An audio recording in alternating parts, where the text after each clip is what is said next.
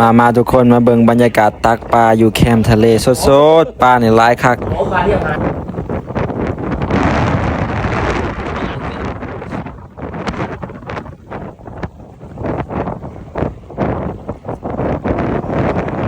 มาอีกแล้วไปยังอันนี้ยูวิกาเพื่อนป้าคุริแกน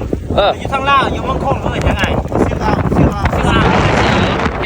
เต็มคนทางใหญ่คือได้หลายแท้ดิ ซ้ำสกินคือได้หลายแท้ก็ชื่อเมียกาซ้ำๆจะเดี่ยวแล้วสิเดี่ยว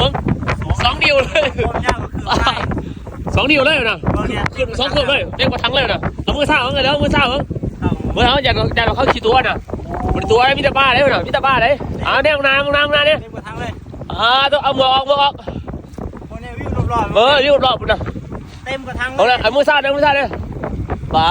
โถ ซ้ำสกิน เลยพี่น้องสดในไม้เลยพี่น้อง เอาทอดกินกับตั้มหงตั้มหมูตัวสุดยอดเลยโอเคเอา แต่ว่าตอนนี้ฮะหนาว โอเคไปเมื่อวันนี้